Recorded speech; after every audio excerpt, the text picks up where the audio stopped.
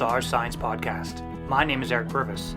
I'm a course creator, educator, researcher, RMT, and advocate for evidence-based care. Today is episode 5 of my 7-episode series with Monica Noy. In this episode, we focus our discussion on inflammation, and Monica proposes that we adopt a new understanding of inflammation that encompasses more than the classic signs of redness, swelling, and heat. Thank you for being here, and I hope you enjoy this episode.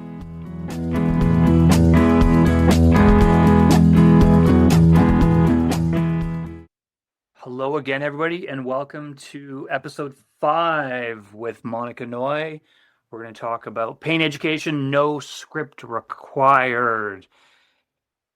We'll try and stay on topic, but we know that's probably not going to happen. Tangents are probably going to happen. They are encouraged and expected. So today we're going to try to talk a little bit, or a lot, depending how it goes, on the topic of inflammation. Monica, wonderful. Thank you again for being here. Thank you very much for having me again. Yeah, Eric and I started off before this, basically trying to solve all of the problems of musculoskeletal health education. So we're running a little behind time. Yeah. I've often thought that the unrecorded conversations that I have with you or with other guests, those should probably be in like a bloopers episode or a bloopers reel or something, because there's so much, or even a highlight. Maybe it's not bloopers, but even a highlight one, because I think some of the conversations that don't get recorded are actually really Yeah. And we're talking about things where this is big stuff. Yeah, we can also talk about inflammation, which is also big stuff. Yes.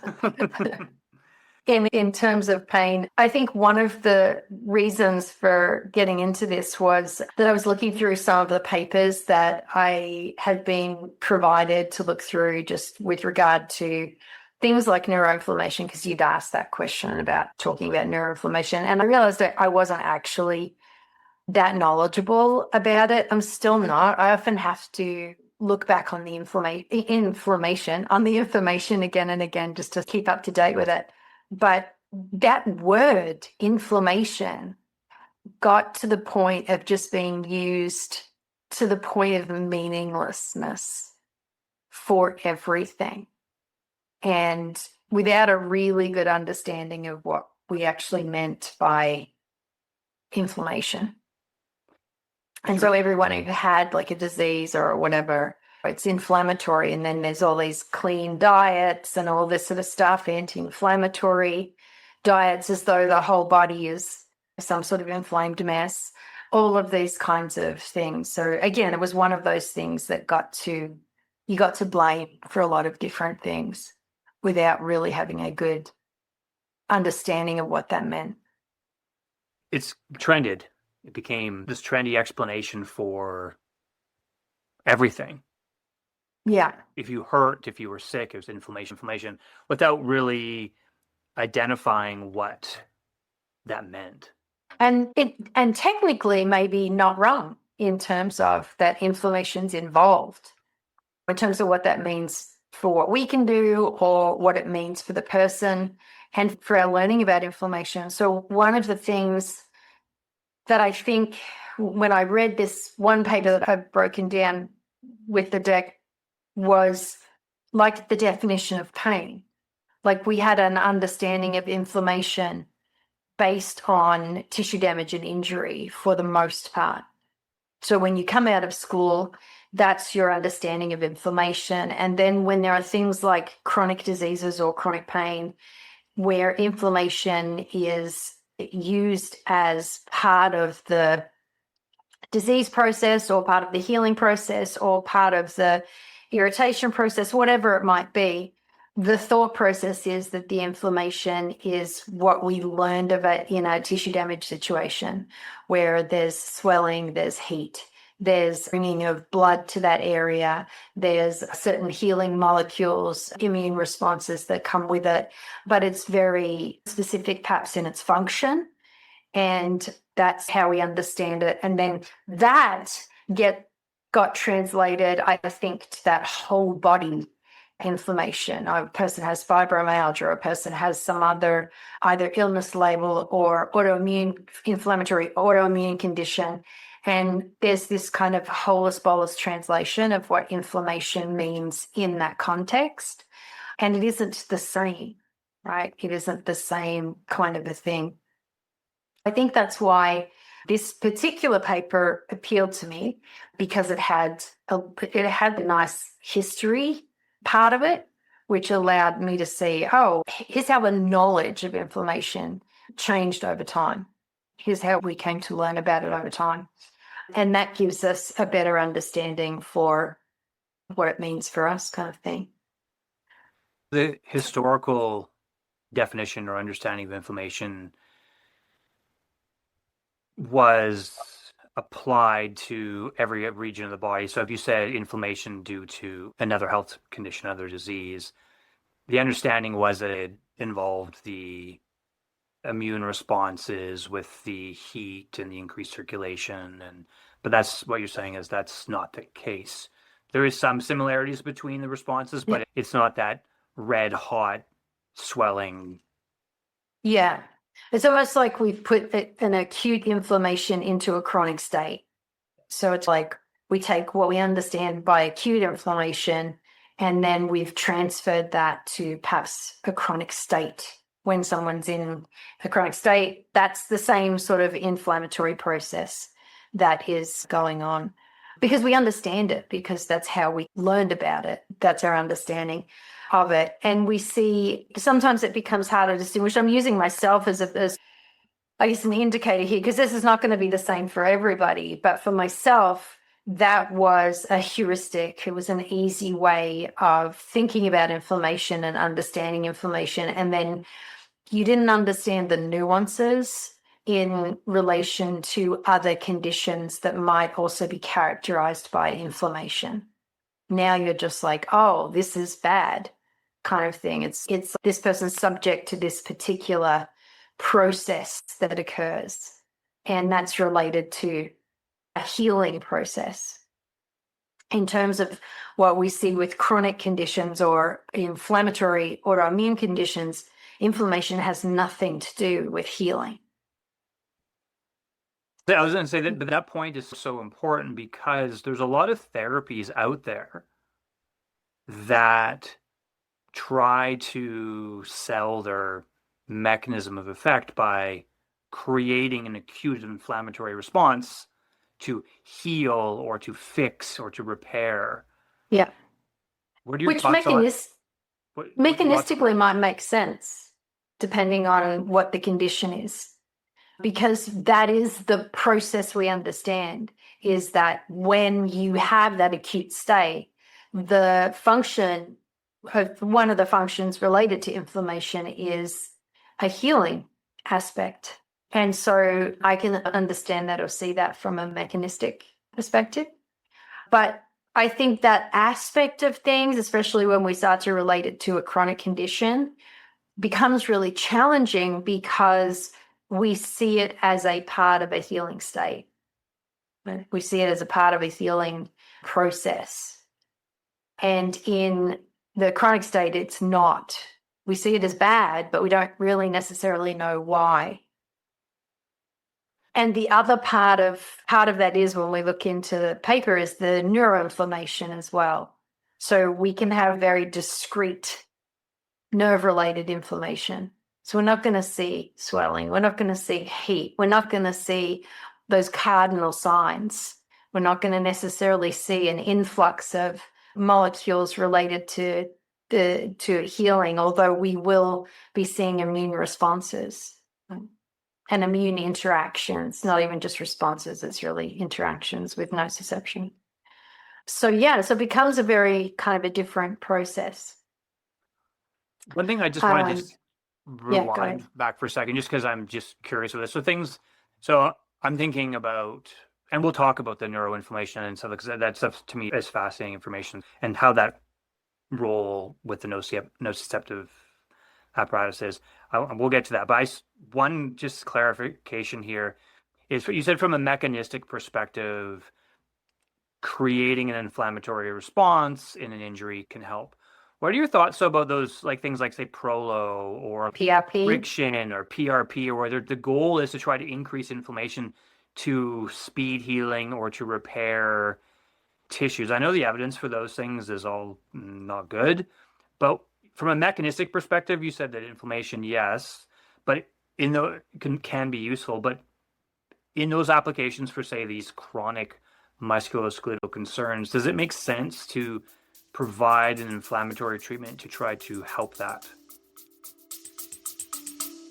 Stay with us. We'll be right back. I am excited to announce that the Massage Science Podcast and my company, the Center for Evidence-Based Education, are now official partners with Noterro. Trusted by thousands of healthcare professionals, Noterro has been dedicated to serving the massage therapy and healthcare community for over 12 years. Noterro makes clinic management easy with scheduling, billing, and charting in one place. Whether you work in a clinic, from home, or you have a mobile practice, everything you need is right here. The new Noterro Go is tailored for mobile practitioners, streamlining workflows and helping you to run your business more efficiently. Visit noterro.com/CEBE to start your extended 44-day free trial. That is NOTERRO.com/CEBE. On a chronic basis, probably not, but it would depend on the issue for the PRP, the use of the PRP. Some of the papers I've read are not necessarily terrible. It's like anything else in terms of some form of outcome that we see, that you'll see that there are some positive responses and that you'll see that there are neutral and or negative responses. And there's nothing that, like, if we were to have a vaccine or an antibiotic study where you would just be like, it now becomes unethical not to provide the treatment. We don't see those sort of studies, but there are certainly some, at least mechanistic type justifications that may be used depending on the condition. So I'm not necessarily going to rule that out, but I think that in every case, things have to be taken into consideration as to why something like this would be used, under what circumstances, and what the kind of goal of that is. And usually things like that are very specific. They're not doing whole body therapy. This is something that's really specific to a joint. There's usually some diagnosis along with that joint as well. Yeah, I was just curious because I was just thinking about putting this pieces from some of our previous conversations, because I know a lot of those type of treatments for, let's say, like tendons, ligaments, joints that involve scraping techniques, things like that, it can be quite irritating.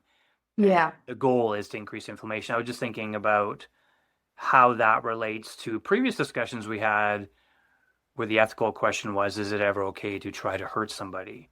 And that's why I think it creates this gray area. So that's why I was asking what your thoughts were, because it puts me in this state of, I don't know, which is exactly place to be. I think to some degree we can categorize that particular thought process around the ethical part of things to be non-invasive versus invasive, where we might have a different set of standards or processes for consent that we're going through in what is happening with that person and in relation to the treatments that are being provided, because surgery is something in which there is absolute harm caused to a person because someone is cutting their skin and or their joint and or drilling out the bone to stick a piece of metal in. But the sort of end goal is better function, less pain, whatever the case may be. So there's this, so not doing anything in that case would be quite possibly doing more harm.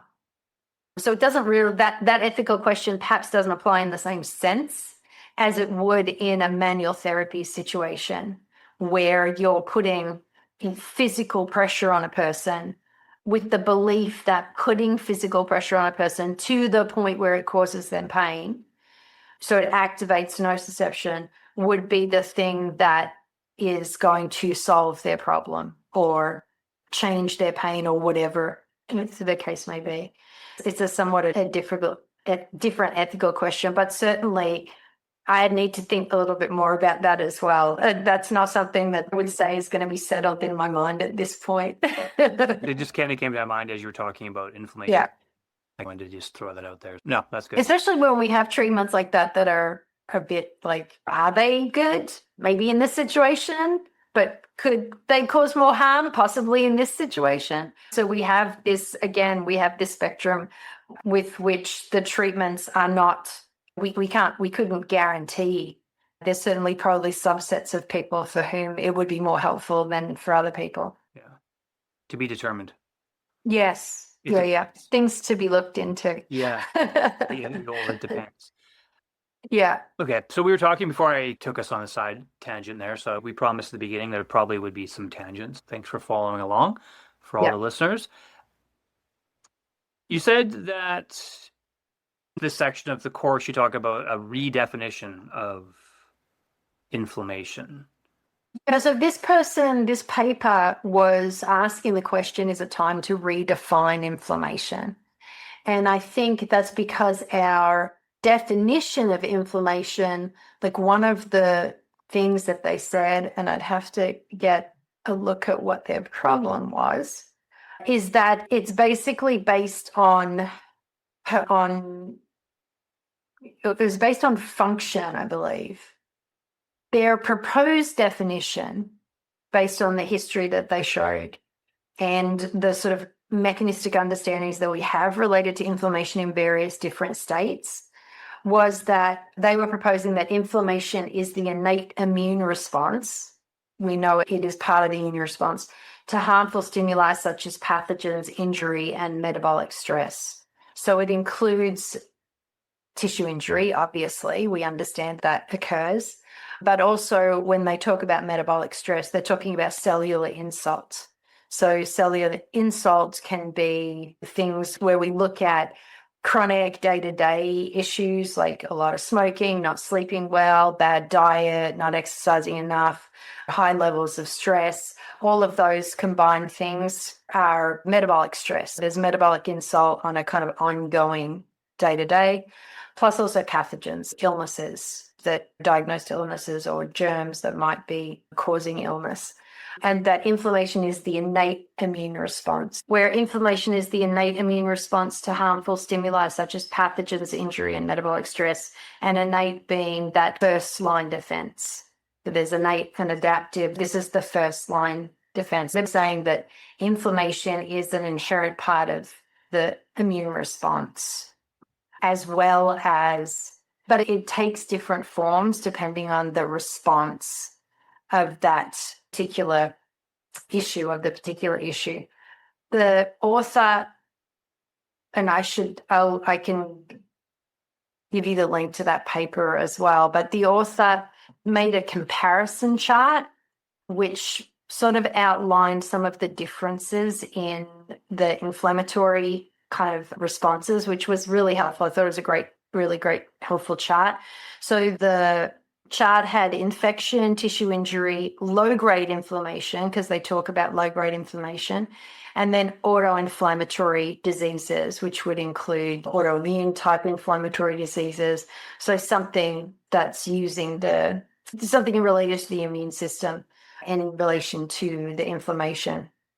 There was cause and mediators, signs, the C-reactive protein response, the purpose for it. We're the ones who define the kind of purpose and whatever the mechanism for triggering it was. So most of these purposes were two of the purposes, so infection and tissue injury, which we can understand infection as an invasion and tissue injury, obviously something's happened, but we're talking about defense and also healing and repair. Low-grade inflammation was talked about as a restoration of homeostasis.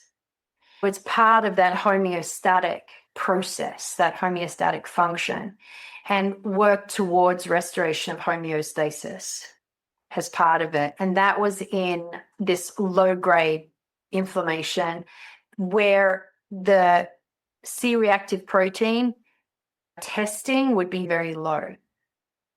But low-grade inflammation isn't necessarily quote unquote normal. It's usually something that's seen in chronic conditions, perhaps chronic metabolic issues and things that have an illness label to them, that have a where inflammation is blamed, which makes sense, right? There's a metabolic malfunction. This is that kind of cellular insult, right? That metabolic cellular insult. And they all contain, so the mediators of it are all the molecules and cells of immune responses, of the innate immune responses. So we get all of those different kinds of cellular components that are there, which are described in the paper as well. So it's all the same kind of responses that occur as that first line response. But where other issues might have classic signs of inflammation, where something like an RA flare will have heat and will have swelling, so the joints will flare up, etc. So you'll start to see those kinds of same metabolic responses that you might have with also tissue injury, where you're also going to see swelling, you might see heat, there's tenderness, there's various other things that go on.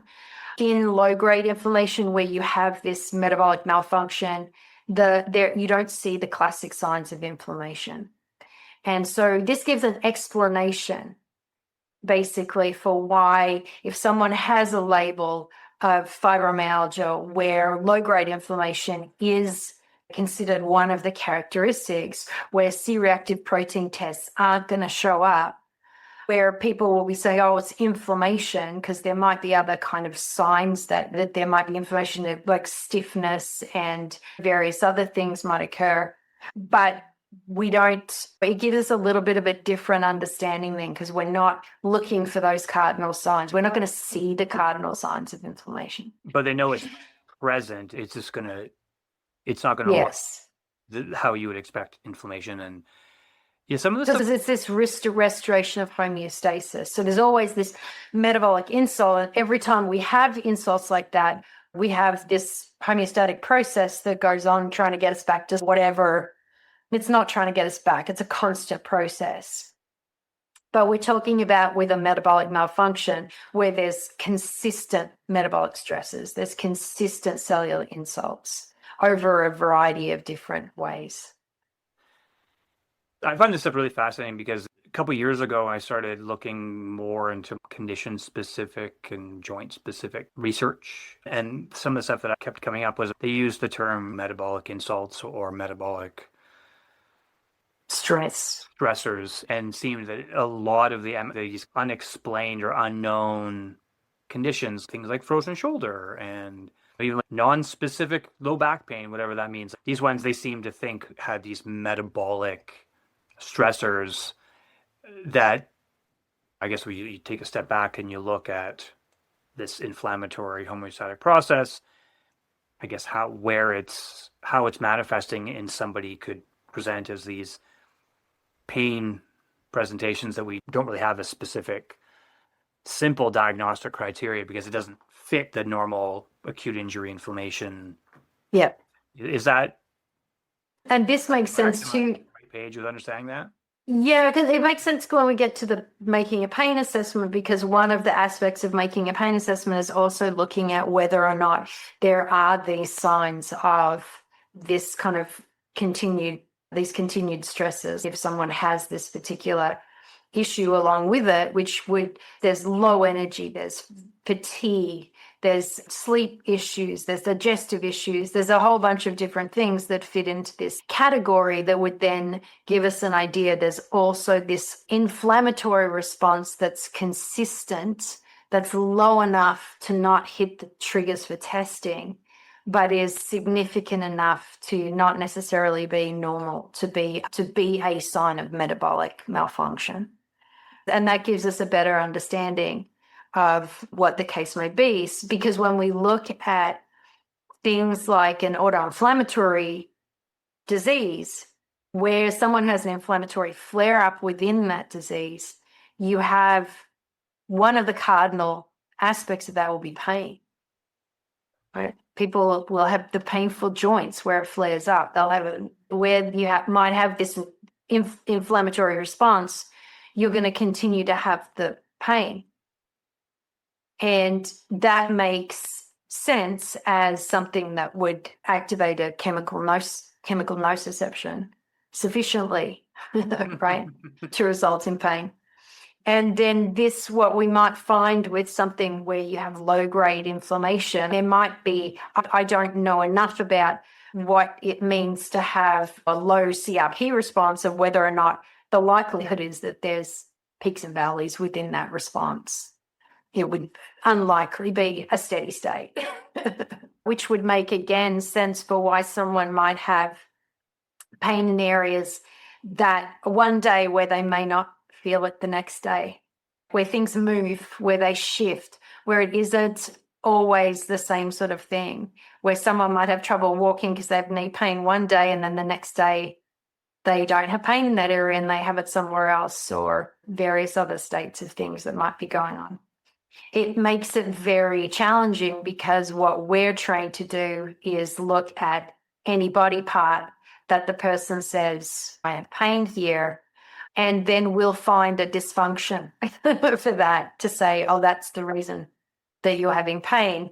And we might do that by saying you have a postural issue or some other thing that we can blame them for, where it's like they've been sitting for too long, or maybe it's your shoes, or I don't know. There could be a bunch of different things where we're actually talking about not just an immune response that relates to low-level inflammation, but also that has a bidirectional communication with nociception.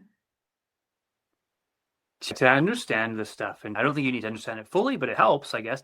But just the kind of Cole's Notes version of this, and from what I understand, and you're helping by listening and having these conversations, so thank you again. This helps to explain a lot of the weird, I can put that in air quotes, weird pain presentations that we would see clinically, where yes, somebody has pain one day, not the next, or they're like, oh, my pain's moving around my body, and that can be very scary for patients. That can make them feel like things are really bad or really confused. They're afraid to do things because last time I did that thing, my knee hurt.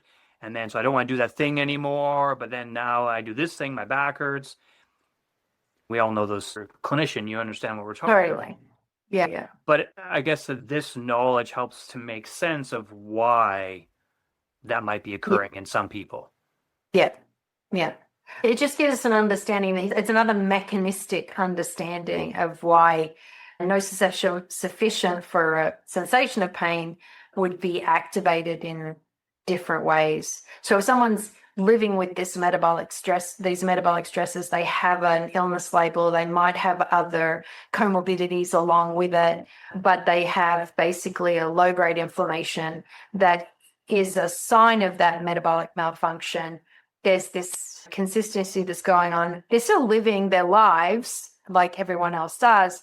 They can still have some other issue that happens, they land too hard on pavement or whatever else it might be. So there's other forms of activation of nociception related to the joints or related to muscles or whatever it might be.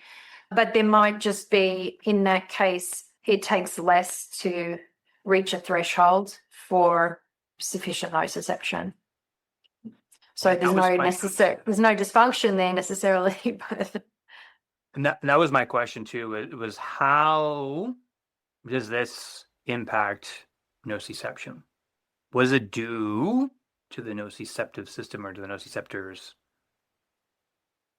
Yeah, so this is basically, one of the reasons for looking at this related to inflammation is partly in relation to not just so if we're talking about, and it's not like this redefined inflammation is the new definition, but this gives us an understanding of we have differences with relation to perhaps not just what we might consider the purpose of inflammation at the time, but also that it's part of an immune response. And we know that there are bidirectional communication responses with nociception, the nociceptive apparatus, and immune responses. There are receptors on nociceptors, on the nociceptive neurons, for immune molecules. So nociceptors can both provide communication toward the immune responses, but also will accept communication from immune cells or molecules. So we do have this communication between the two systems, which is in this situation with this paper, one system, right? We're not talking about something that's separated. We're talking about inflammation as part of the innate immune response. Okay, gotcha. Yeah. It sensitizes or lowers, like I think you said before, lowers the threshold for. So possibly in a low-grade inflammation setting, for sure. And that's not neuroinflammation, which we sort of talked about. Yeah. But Talk about yeah, we can do that in a second. One of the other things I wanted to say was one of the things this chart had, which I found also really helpful and also is backed up by some of the information with relation to nociception as well, is that the purpose for different kinds of inflammation, so related to infection and tissue injury was healing, repair, and then related to low-grade inflammation was a restoration of homeostasis, and autoinflammatory diseases, there's no reason, right? There's no apparent purpose. We're not talking about healing. We're talking about a genetically based dysfunction. We're not talking about something where we're going to have this defense. We're going to have this healing. We're not even going to have restoration of homeostasis. There's no purpose in an autoinflammatory condition or an autoimmune condition with an inflammatory as a primary aspect. There's no reason for the inflammation. So that helps us also start to make sense of when we're making an assessment and we're trying to clinically reason how we can be of use in this situation. It's in those situations we really can't. If someone's going through an autoimmune flare-up, medication's the thing that's going to make the difference. We're not going to make the difference for that person in that particular situation. Thank you. Does that make sense? Hopefully the people listening understand. What? I think I understand. I understand enough to know that I need to know more. So, I think it's because when people come to us with pain, yeah, that's what they come to us with. And someone with an autoinflammatory condition may have flare-ups in their joints, pain in their joints. But we're talking about a dysregulation that has a particular trigger that then leads to pain that doesn't heal. It's not about healing. It's not about defense. It's not about homeostasis. It's completely dysfunctional in terms of that kind of situation. So we have to be careful as musculoskeletal therapists to say that we can be helpful in any sense of the word in a situation like that. Because on an ethical level, again, if we know that's occurring and that person perhaps isn't medicated or perhaps doesn't, maybe we suspect an autoinflammatory that hasn't been ruled out, for us to continue without that rule out would be ethically problematic. What are your thoughts about, and I agree with that, and I think that's a good point you made. What are your thoughts, though, about, so say there's been that diagnosis. They know they've got some systemic inflammatory problem or fibromyalgia or whatever diagnosis they have. Our role, we know we can't fix it. We know we can't change it. The role, I would assume, for most of us then would just be symptom management. In a flare state for an autoinflammatory disease? No, I don't know. well, yeah, I would say in a flare state, I would assume that if someone knows, they probably wouldn't be coming in for therapy if they were, but I don't know. Sometimes people do because they're in pain, and it might be the case that part of the problem is that someone could be in a flare, go to a musculoskeletal therapist and be feeling better the next day. But now there's this sort of fallacious thinking of one thing caused another. Yeah. And now there's this understanding that, oh, we can help people. But in any given situation, there's a sort of a natural time course to that. In terms of significance of what we could do, might a person feel slightly better after a treatment? Maybe. But if they're in an autoinflammatory disease flare, it's just hubris to think that we would be able to actually do anything for them at that time for that condition, for that reason. Yes. Yeah, no. I was just thinking, like, from a clinical perspective, sometimes people come in with stuff and they just want you to do something.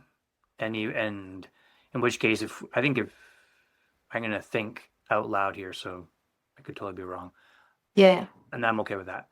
If someone comes in, they're having an acute flare and they want you to do something. Ethically, as long as we don't make any big promises and we just try to do something somewhere that makes them feel not worse, I guess that's the best we can do. And do you see a problem or I think we need to be honest. I think that's honesty, yeah. Yeah, but the honesty would be like, the likelihood is there'd be no change to the flare-up symptoms. And in fact, there's a possibility it could make things worse. Yeah. Yeah, you'd have to be honest in that situation. And I think part of the problem is if we don't understand that this is occurring and that we actually have no part to play in this, that people believe they have a part to play. And then they will pass that belief on to a person who's having that flare up and are no longer are not being honest with themselves because they lack the knowledge to be honest with themselves. So I think that's part of it. I think part of it is understanding, okay, if we understand a little bit more about what we mean by inflammation in any particular given situation, and then are able to understand where that inflammation relates to the nociceptive apparatus, then we can start to understand when we make this pain assessment, we can clinically reason then how useful or not useful we may be in that situation. And in which case we might say, look, if you're having a flare, stay home, do the things, get that over with, and then we'll see you after that for something else. Because otherwise there's a possibility there's wasting money on something that is in no way, shape or form plausible to make a difference for them. Yeah. No, that makes sense. Thank you.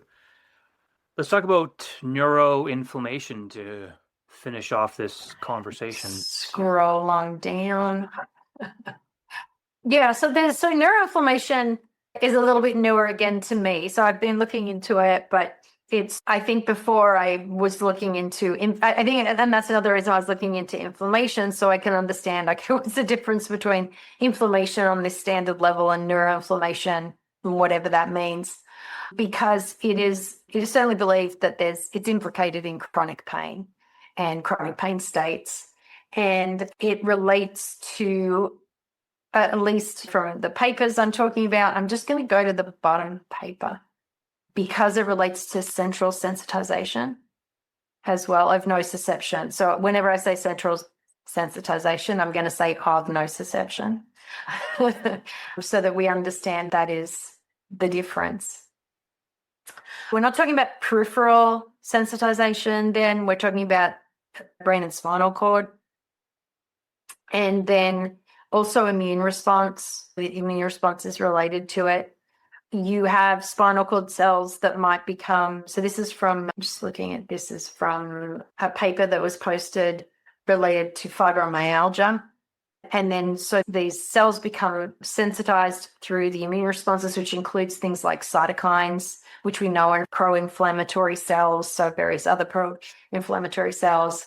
And then those nerves are more likely to create an impulse. That's where your threshold gets lower. And then you'll get this generation of nociception in the central area. And then that results, it's sufficient enough to result in pain. And then you can get distortion, or that's where people say there's amplification of signals because there's changes in thresholds, there's changes in sensitivities in these cells. And that can come from nociceptors, or it can come from other types of neurons as well. You can still get messaging or whatever from other types of neurons. And then there's distortion where there's a central change in nociception. And you're saying that occurs centrally, so spinal cord, brain. But related to central sensitization. But you can have messaging, so neural messaging from touch nerves as well. And that's from the periphery, but that goes to the spinal cord, right? It goes to the spinal cord. And that's where the sensitivity is. There's changes in the spinal cord nociceptors and neurons. And that's where you'll get the signal changing. And that's where you might get the amplification, or you get the neuronal firing that's sufficient for pain or other kinds of issues, such as allodynia. Where you'll see it peripherally, because you'll have this connection from touch receptors to the spinal cord. And so you'll see the symptoms peripherally. Yeah. Because the signal that shouldn't be painful, let's use that word flippantly, painful, is perceived or is experienced as being painful because even though it's a light touch or it's amplified in the spinal cord, and then there's changes in the messaging at the spinal cord. That's good. I'm glad you explained it, because when I teach my pain, I don't do as much pain science stuff as I used to because I get bored of it. I don't know. I've done it so many times. You want to do other things, but I do touch on it a little bit, and that's one thing I do mention. And I try and make it as simple as possible. I say there can be these changes that occur in the spinal cord, acts as an amplifier. So signals come in, they get amplified, and sometimes distorted, and the person might feel it peripherally, like you said. Yeah. But it's not that we can't have peripheral changes as well, but it's very local inflammation. So it's local to the nerve, to the ganglia, and there are certain kinds of changes or features that might go with it. One of the things that we talk about with pain is related to tissue damage. And this idea that we can't see the tissue damage, it must be something else. It must be psychology or social situations. And then people start to find different reasons for why someone has pain when there's no observable damage. But neuroinflammation and other forms of inflammation over time can create tissue damage, right? So there is definitely damage associated with it. We just don't see it. There can be changes in the vasculature around it. There can be different ways in which barriers in terms of central, I think there's permeability that occurs in different places. There's infiltration of cells that shouldn't be there.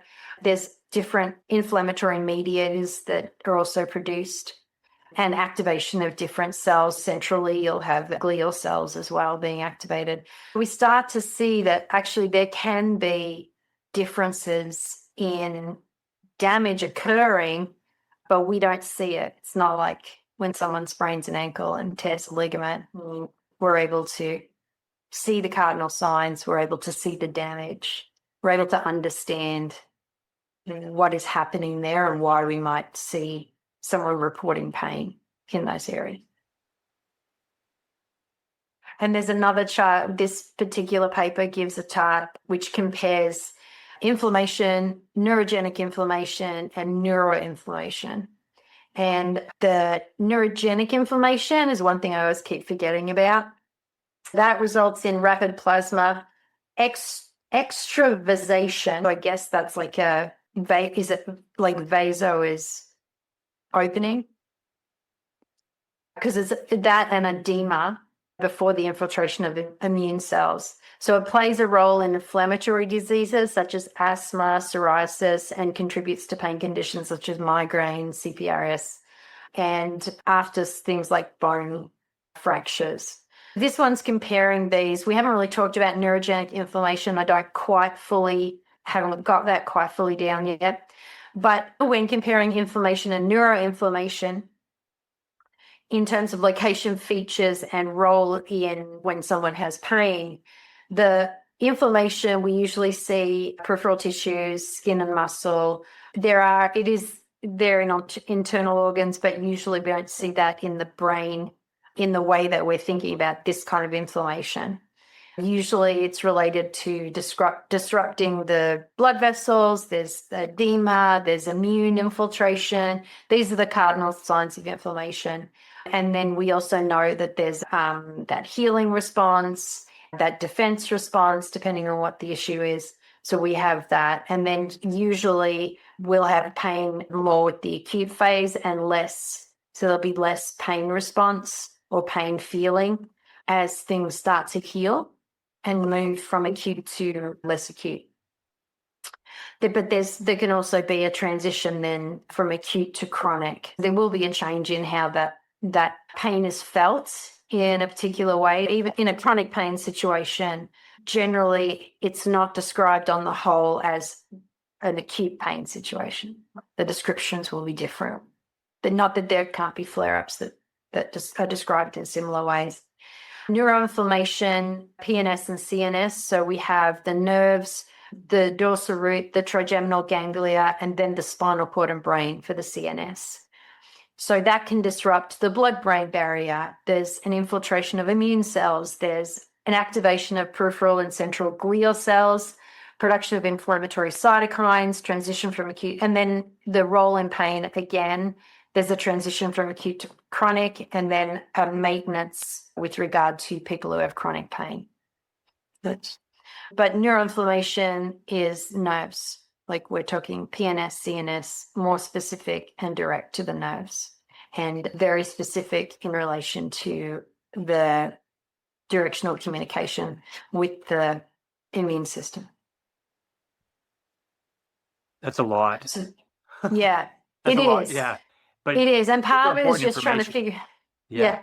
And part of it is just trying to figure out, okay, where do we put this information in our clinical reasoning when someone comes in with these particular symptoms?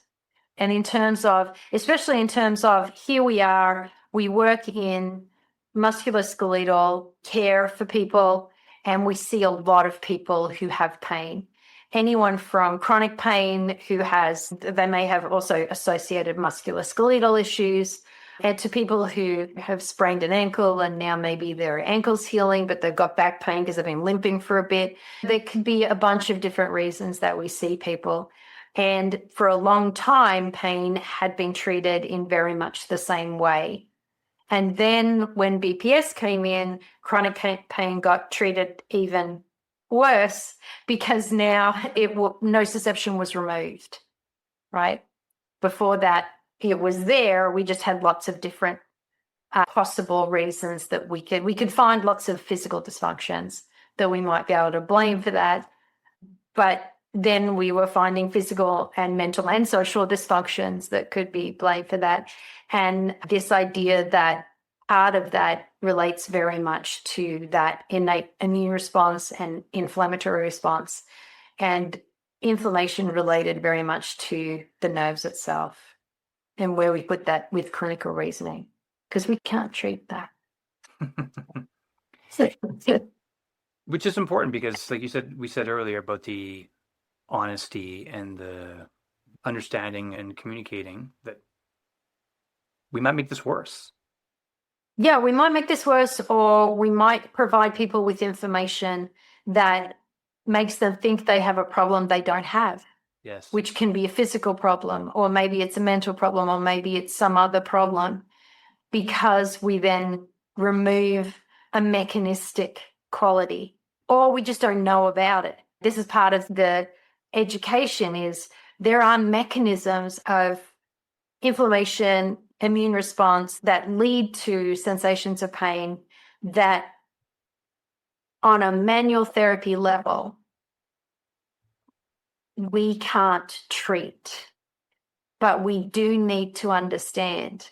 We may be able to offer some helpful information, not this, patients don't need to know this, but some helpful and honest information to say, you know what, you might feel better after treatment, but it wouldn't be, it's not surprising if this pain were to last this long, because this is our understanding of the process. Are you on medication? If someone's not medicated, if there's an autoimmune condition suspected, that would be an advocacy role that we have in terms of saying, here's the things we can think that we may be able to rule out, and or get your doctor to provide you with medication for that may be way more helpful than something else that you might be doing. Before we started recording, we were talking about one of the problems that people have in the entry to practice education is they don't want to remove stuff. And you talk about these kind of things here, and they're like, oh, if we take those things, these other things away, we take away our teddy bear, You're giving us this other thing. What are we left with? People often feel scared for change. They don't want to change. And so what I get from these conversations is that this stuff could easily and should be actually must be included in entry to practice education because it's negligent. And I've gotten in trouble. Some people have reached out to me before saying that by using the word negligent, but I'm going to say it's negligent. I don't care to not have this stuff introduced and to be part of an entry to practice education, because what are we seeing? We're seeing people with this every day, and so few of us, I don't know how many, but I'm going to say most people, when they first enter practice, aren't exposed to this kind of education or this kind of information. And it should be part of the foundation, because I think it's a disservice to the public and to the people that are seeing us if we don't even, like you said, if we don't recognize this stuff. And at the very least, it's having an awareness and an honesty to be able to say, you know what, I don't know. Yeah. To say, you have pain, I can't see tissue damage, or something that I would be able to say has a response. It could be used to explain your symptoms, and to be able to say, I don't know, to that person and to yourself, to say, I don't have the information I need to know, to be able to know. Yeah. And that's the knowledge gap that is so hard to get people to understand that they have, that they exist within. We have a massive knowledge gap that means we don't understand the mechanisms of management, and that our understanding should be much more robust in that. And if we don't have that, then to at least be able to say, I don't have enough to understand what mechanisms might be occurring here. But to know that there are, to know that our limited education isn't sufficient to be able to, quote unquote, explain pain. Which is why this course exists, to try to fill that knowledge gap. And yeah, that's the nice thing about the continuing education world, is that we can try to fill those gaps. It sure would be nice if the gaps were smaller. Yeah. And we also talked before we recorded about what I was saying about having the honesty to say I don't have enough is like ego checking. We learn to be experts. We are taught that when we learn this, we will be the expert. Yeah. In this. Fundamental by education like that. We were taught that all the time, that your schooling is the best in the world, that you're going to be the best therapist that ever existed. And that was from day one. Yeah. That attitude was put into us. And I think you want to be confident, but you got to be realistic too. And when I have reflected on, I'm glad I went to school when I did. I'm glad I liked my instructors, my colleagues. I got a great experience, but I really do wish that things were done a little bit differently. Yeah. I had a great time, and we learned a lot. And I remember doing a lot of anatomy and drawing bones and cutting them out of cardboard and putting them together. There was a whole lot we had study groups. There was a lot of camaraderie. It was fun. We had a good time.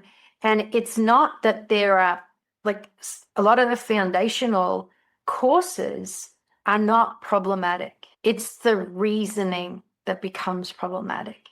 It's what we do with that foundational science that starts to challenge those kind of ethical, and what did you say? It was not unreasonable. What did you say that people got up in arms about? I used the word negligence, and I've also used negligent. That was it. Okay, sorry, yeah. Yeah, and I think that's the part of the education that's the problem, is that it's easier for us to be negligent because part of it is that the knowledge doesn't always exist, and part of it is that the knowledge means change. Mm-hmm. That where the knowledge does exist, it means that once it's put into practice, something has to give, something has to change.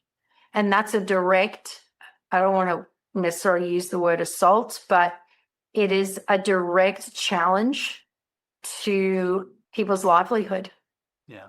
and the way that they maybe have made money and got people to come back and all of that sort of thing. Don't get me started on the ethics of private, quote unquote, healthcare. But We will, maybe next episode, we can unpack that a little bit. so we'll leave it with this, like a challenge for the people of the next episode. One of the things I do with making a pain assessment after we go through the pain assessment stuff is we make a pain assessment on a trigger point. And not on a trigger point because clearly they don't exist, but on the we use the phenomena and characteristics to make an assessment on what would otherwise be labeled as a trigger point. I love that. It kind of leaves, hopefully, listeners hanging and be like, oh, what the heck is she talking Yeah. about? How do we do that? What does it mean for you to see a trigger point, not as a trigger point, but to make a pain assessment and to provide mechanistic hypothesis of mechanism, like to provide a hypothesis of mechanism of what is occurring on a sore spot within a muscle. We'll leave it there. That's great, Monica. Thank you. You're welcome. Fun times. Yes. Till next time. Thank you for listening. If you would like to learn more about this topic, Pain Education No Script Provided is now available for purchase on my website, thecebe.com. To listen to more of these episodes, please subscribe on your favorite podcast network. If you enjoyed this episode, please like and share to your favorite social media platforms. And please, don't hesitate to connect with me. I can be reached through my website, thecebe.com, or send me a DM through Instagram at Eric_Purvis_CEBE, or you can find me on Facebook at Eric Purvis RMT. If you'd like to support my podcast, please consider making a small donation. This can be done by clicking on the support button or heading over to buymeacoffee.com/helloob.